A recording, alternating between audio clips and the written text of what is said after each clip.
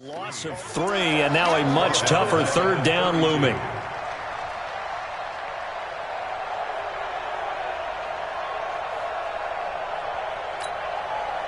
And it looks like we've got a dime set here defensively. 6 DBs in the game.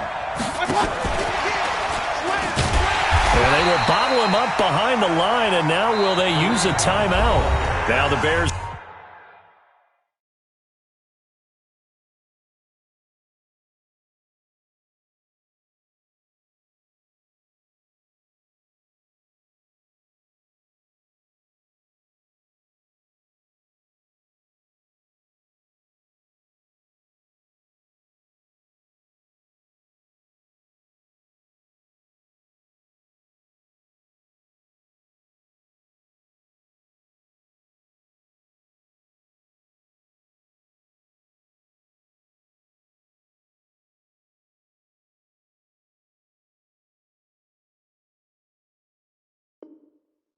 Going to call the first of their timeouts as they stop it with 19 seconds to go in half number 1. On 4th down, here's Jamie Gillen on to punt.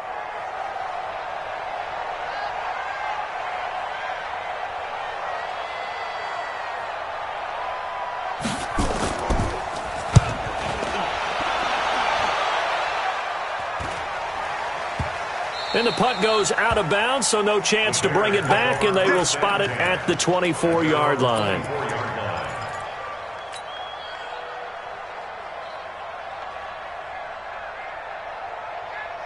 At the line, prepping for their next drive, the Bears offense. And with time quickly fading here in the second quarter, not sure how aggressively, offensively they want to play this.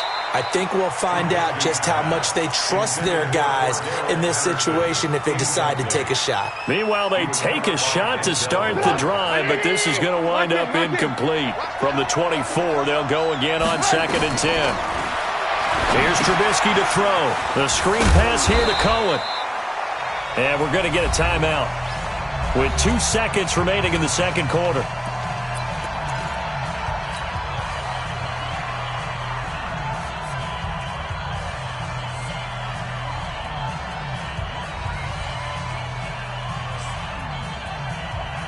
They wound up getting nothing out of that second down completion, so now here's 3rd and 10. Final play of the half. It's Trubisky. Gonna let one fly for and got his man complete. And they're going to have this across midfield and inside the 45. So we've reached halftime here in Super Bowl 55. As we send you a stone's throw away across I-4 to Orlando. There standing by is Jonathan Coachman, ready with our EA Sports Halftime Report. Coach, both teams ready after the halftime spectacle. And we are back underway in Super Bowl 55. Let's go, boys. Bring it up.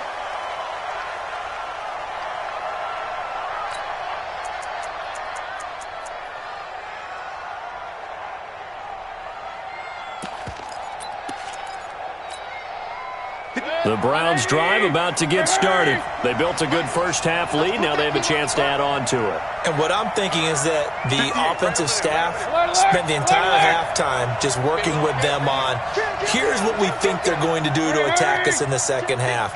Nice first half that we've had, guys, but be prepared for some change-ups.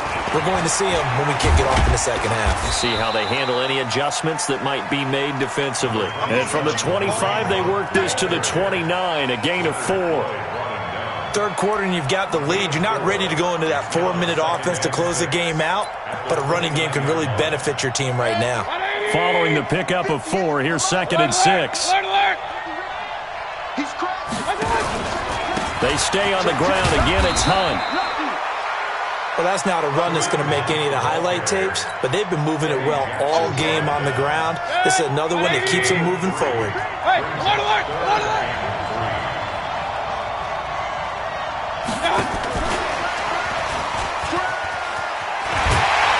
And they get him down, but not before he takes it across the 40-yard line. That's good for a Cleveland first down, an 11-yard pickup.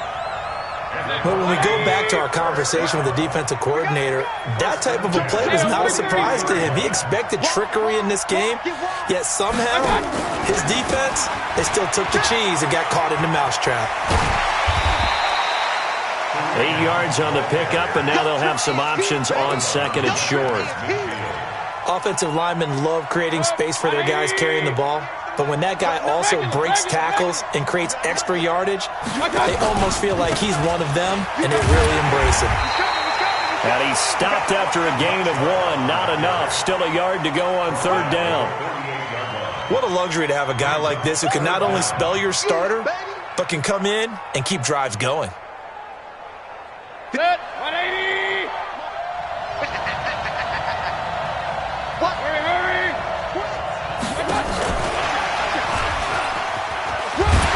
And he's got the first before he's brought down at the 39-yard line. Let's go. 9 yards on the pickup there, and it keeps the drive alive. So from the 39 now, they'll come up on a 1st and 10. On first down, they'll run with Hunt. They'll wind up getting 4 down to the 36.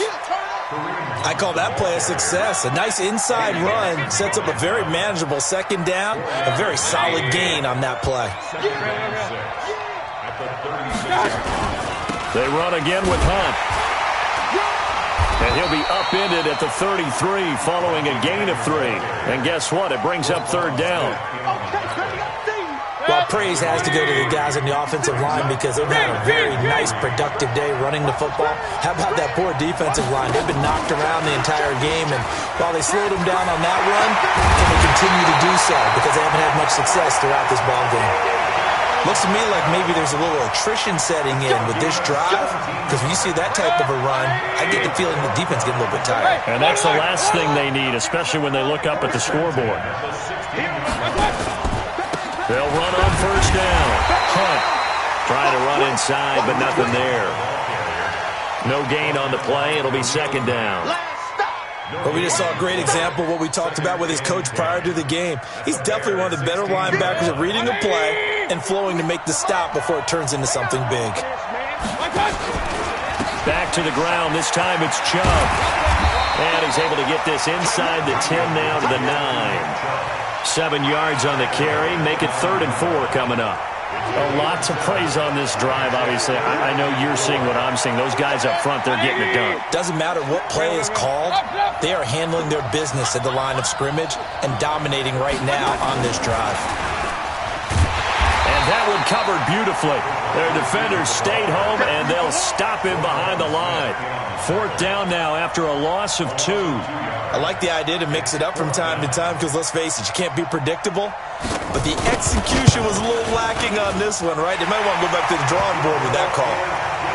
So put another 3 on the board. All things considered, a good opening drive to begin the 3rd quarter. And as a defense, the way that this game is going, you're excited to see those points go on the board. Gives them a little bit of leeway to play with when they're out on the field, but they're real excited to see their offense score. Now they get to go out there and do their part. This is fielded a couple yards deep. And he's able to get it across the 20, but not by much, as he's marked down at the 21-yard line.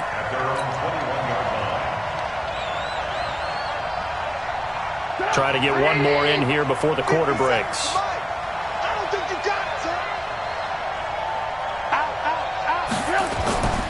They'll start things on first with Torrey Cohen. And boy, this defense again really making things tough on him as they stop him for no gain.